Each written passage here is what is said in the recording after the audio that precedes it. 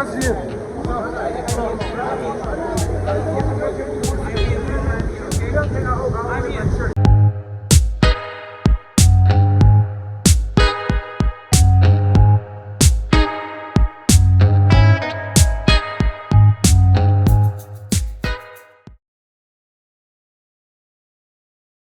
the second question is that you have beaten UFC legends in past, and how does Khalil compare to them? Every fight is different. You know, I don't try to compare one fighter to the next. I try to take every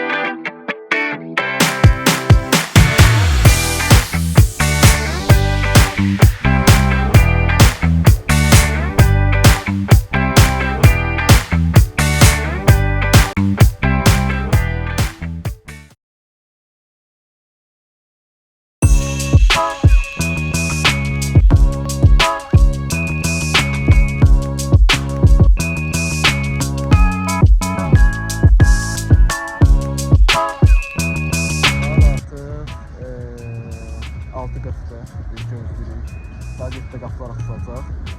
Görən nəfər olur, mən də çox həyəcanlıyım aslında.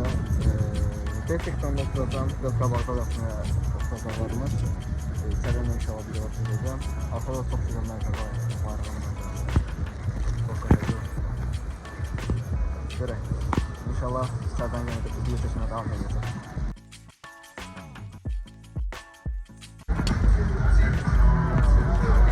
Artıq içərdəyik. Döyüşdə gəlsən, yenə bir çəkəcəm aslında. Çox fərqli, möhtəşəm təcrübədir mənim üçün də. O qədər möhtəşəm arenadır ki, bunu sözlərlə izah etmək mümkün deyil. Arenaya gəldi, mənim maşına qaldı. Arenaya çox yaxın əyək. Bu yaxın edirlər.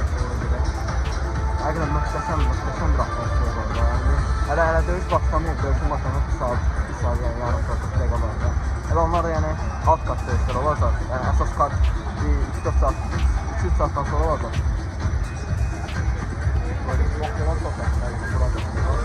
Çok qəşəng görüntüm var. Ümumiyyətlə də o qədər arenanın o qədər qəşəng düzəldiblər ki, həqiqətən adam görür. Çox qəşəng havası var, daha belə deyək. Sərin hava gəlir, maraqlı havası var, maraqlı atmosferi var. Həqiqətən çox qəşəng hazırlanır. Misal şöyle, mesela axtarım görüm. UFC shop'da nəsə, UFC store'dan nəsə varsa. Siz almağı düşünmürəm, sadəcə elə belə baxmaq istəyirəm, maraqlı gəlməkdə.